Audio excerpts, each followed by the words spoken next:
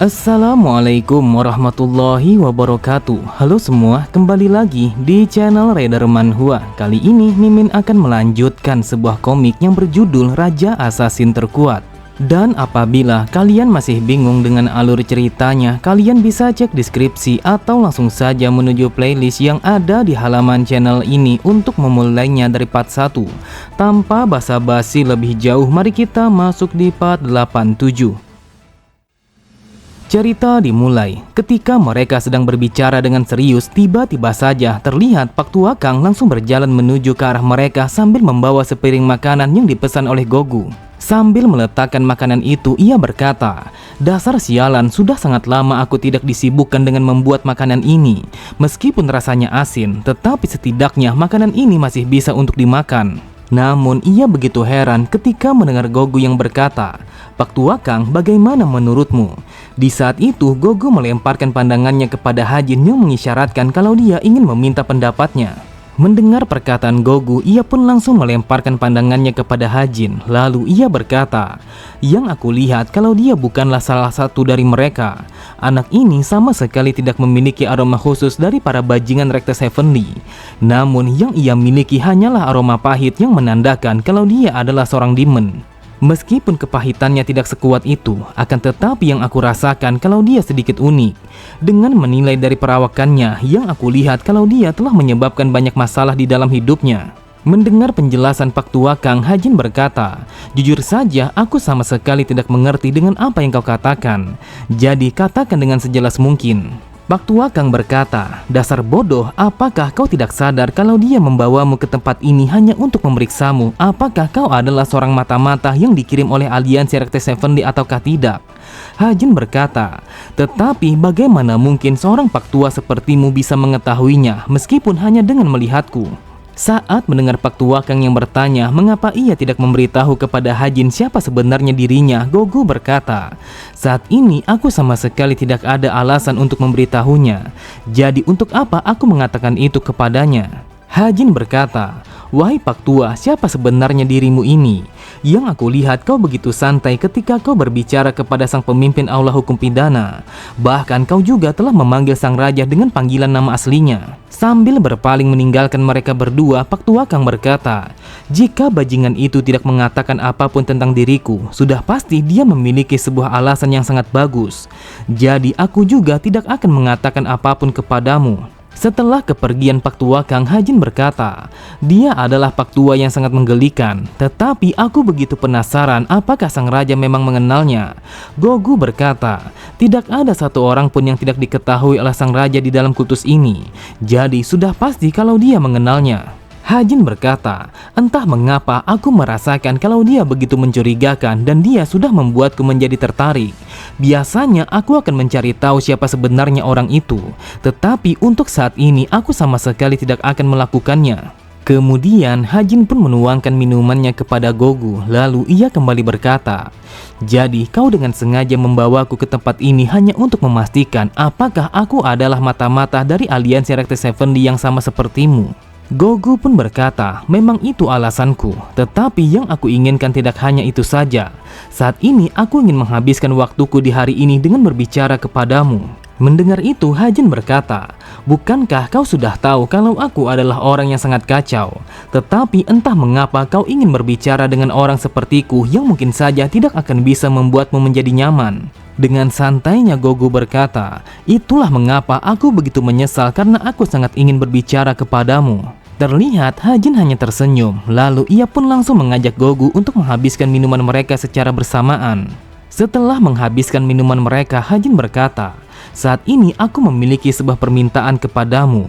Aku ingin kau menukarkan salah satu dari mereka yang dipenjara kepada putra kedua dengan menggunakan seni mistik berubah tulang." Saat mendengar Gogu yang bertanya apakah sang raja sudah mengizinkannya, Hajin berkata, "Apakah menurutmu aku bisa memintamu untuk melakukannya meskipun sang raja tidak mengizinkanku?" Gogu kembali berkata, "Aku tahu bagaimana watakmu itu. Meskipun sang raja tidak memberikan izin, namun tetap saja kau akan berusaha untuk melakukannya. Tetapi sebelum aku melakukannya, aku juga akan meminta sebuah permintaan kepadamu." Mendengar itu, Hajin hanya tertawa. Ia berkata, "Aku rasa ini adalah sebuah kesepakatan yang sangat bagus. Jadi apa yang kau inginkan kepada bajingan ini?" Dengan tatapan mata yang datar, Gogu berkata, "Selama 1 tahun dari sekarang, berlatihlah bersamaku kapanpun aku memintanya. Wahai tuan muda, apakah permintaan ini terlalu berlebihan?" Terlihat kedua mata Hajin menjadi lebar karena ini adalah sebuah permintaan yang sangat berbeda daripada kebanyakan orang. Kemudian Hajin berkata, "Aku rasa itu adalah sebuah permintaan yang sangat bagus dan aku akan melakukannya kapanpun kau memintanya."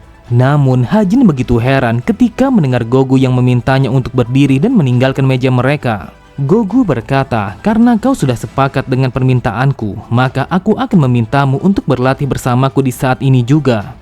Terlihat Gogu hanya berdiam ketika mendengar Hajin yang memintanya untuk menghabiskan makanannya terlebih dahulu. Tetapi karena Gogu tidak ingin menunggunya, Hajin pun langsung bangkit dari tempat duduknya sembari membuka jubah putihnya. Lalu Hajin bergumam, "Dia adalah seorang mata-mata yang dikirim oleh aliansi Rekte Seventy.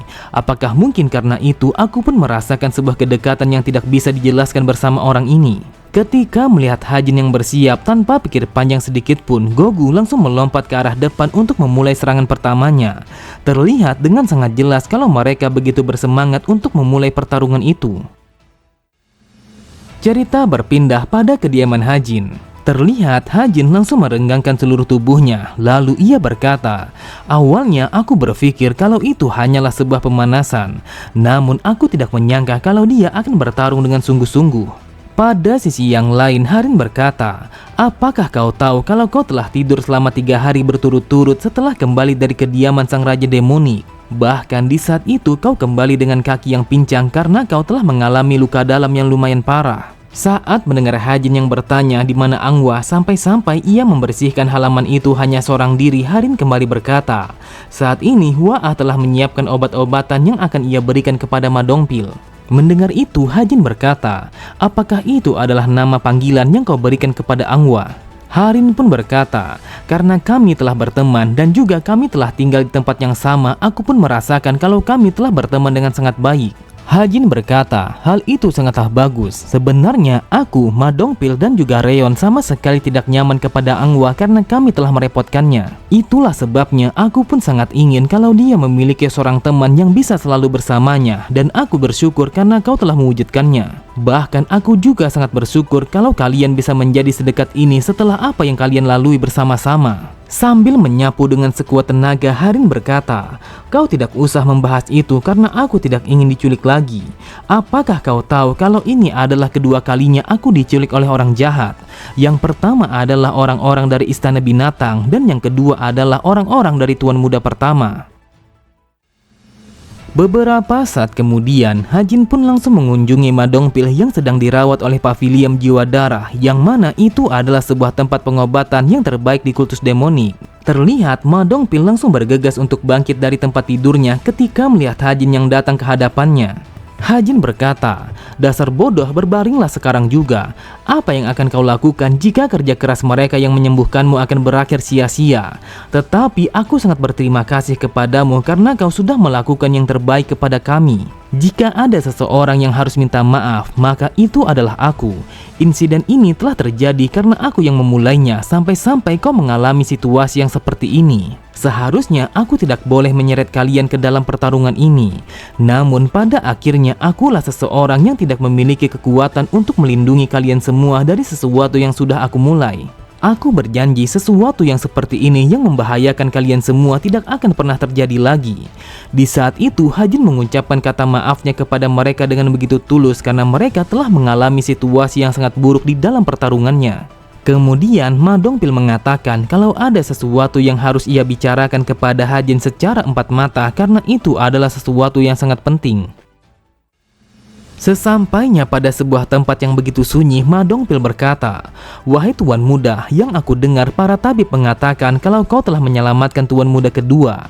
Tetapi jika itu memang terjadi, maka kau harus berhati-hati." Mendengar itu, Hajin berpikir, jika Ma Dongpil telah memintaku untuk berhati-hati, maka bisa dipastikan kalau dia telah merasakan sesuatu yang tidak biasa. Lalu Ma Dongpil kembali berkata, mereka yang menyerang kami saat itu adalah orang-orang yang bersatu di dalam kesetiaan yang sama sekali tidak tergoyahkan. Jika tidak, maka mereka sama sekali tidak berani untuk menyerang kediaman Tuan Muda. Tetapi jika aku pikir lagi, aku rasa kalau ini bukan hanya tentang kesetiaan yang membangkitkan keberanian mereka. Meskipun aku ragu untuk mengatakannya, sepertinya mereka memiliki sebuah dendam kepadamu. Hal ini aku katakan karena aku telah membaca dari pandangan mereka. Hajin bergumam, indera seorang master yang telah mencapai alam puncak sama sekali tidak ada tandingannya. Ma Dongpil telah memiliki kepekaan yang jauh lebih tinggi daripada seorang master yang berada pada tingkatan yang sama. Jika Ma Dongpil mengatakan sesuatu yang seperti ini, maka ini adalah sesuatu yang sama sekali tidak bisa diabaikan. Ma Dongpil kembali berkata, entah mengapa aku berpikir bahwa yang berkuasa bukanlah Tuan Muda pertama ataupun Tuan Muda kedua. Akan tetapi sebaliknya mereka berdua telah dihasut oleh seseorang yang berada di belakang mereka. Dan apabila kita tidak menangkap orang-orang yang menyerang kita, maka ada kemungkinan kalau mereka akan mendekati Tuan Muda kedua lagi. Wahai Tuan Muda, bolehkah aku bertanya ada berapa orang yang ditangkap di dalam penjara setelah terjadinya penyerangan itu? Saat mendengar Hajin yang mengatakan 7 orang, Ma Dongpil berkata, sebuah kelompok yang menyerang kami di malam itu berjumlah 25 orang. Lalu 15 orang dari mereka telah mati di tanganku. Jadi yang tersisa saat ini adalah 3 orang yang masih berkeliaran di luar sana. Hajin berkata, karena mereka masih berkeliaran di luar sana, maka aku akan menyelidiki mereka semua secara terpisah. Tetapi Ma Dongpil, selama aku pergi, kau harus berhati-hati karena bisa saja kalau mereka akan menyerang lagi kepada kita. Setelah mengatakan itu, mereka berdua langsung berpisah karena Hajin akan pergi menuju markas utama Pavilion Happiness. Sambil menatap ke arah langit, Hajin bergumam, orang-orang yang menyimpan dendam kepadaku sudah pasti karena mereka masih memiliki sebuah masalah yang belum diselesaikan. Soryang yang aku tidak kenal, apa yang telah kau lakukan di masa lalu sampai-sampai mereka menyimpan sebuah dendam kepadamu? Cerita berpindah, setelah meninggalkan pavilion pengobatan, ia pun langsung pergi menuju markas utama So Yusim karena ia ingin meminta sesuatu kepadanya. Dengan rasa terkejutnya, So Yusim berkata, apakah yang kau inginkan adalah sebuah daftar dari berbagai macam barang-barang yang telah dikirimkan kepada kediaman Tuan Muda pertama dan juga Tuan Muda kedua? Hajin berkata, memang itu yang aku inginkan. Untuk Jin Guayong, aku mau semua daftar yang dikirim kepadanya ketika dia baru saja menyelesaikan latihannya di dalam pengasingan. Kemudian untuk Wampiung, yaitu semua barang yang dikirim kepadanya selama 3 tahun ke belakang. Ketika mendengar So Yusim yang menanyakan tentang alasannya, Hajin pun berkata, jika aku memberitahumu tentang alasannya, maka aku rasa kalau aku tidak bisa lagi memperlakukanmu dengan sebaik ini. Dan mulai saat itu, aku akan memandangmu sebagai sekutu ataupun musuh, tidak lebih dan juga tidak kurang. Jadi apakah kau bisa untuk mengatasinya? So Yusim berkata, apakah yang kau maksud jika kita menjadi sekutu? Maka kita berdua akan menjadi semakin dekat daripada yang sebelumnya karena aku akan berpihak kepadamu. Tetapi jika aku menjadi musuh, apakah mungkin kalau kau akan membunuhku? Hajin berkata, jika situasinya menjadi semakin buruk, maka kau harus mundur dari jabatanmu sebagai sang pemimpin pavilion ini. Mendengar itu, So Yusim bergumam, ini adalah sebuah pernyataan yang sangat menakutkan. Sebenarnya tidak akan menjadi masalah apabila aku mati dalam kondisi yang baik. Tetapi jika aku mati setelah mengundurkan diri dari jabatan sang pemimpin, maka hal itu hanya akan menjadi aib bagi sejarah organisasi pavilion ini. Kemudian So Yusim berkata, apakah yang kau maksud kalau ini adalah sebuah permintaan yang bisa menentukan takdirnya Pavilion Happiness pada generasi ini? Jika memang seperti itu, maka aku sama sekali tidak akan menanyakan alasanmu dan juga tidak akan mengabulkannya. Mendengar perkataan So Yusim yang menolaknya, Hajin berkata, apakah kau berpikir kalau kalian telah memilih untuk menjadi salah satu dari musuhku? Oke semua, cukup sampai di sini dulu pembahasan alur cerita kita. Sampai jumpa di video selanjutnya. Wassalamualaikum warahmatullahi wabarakatuh.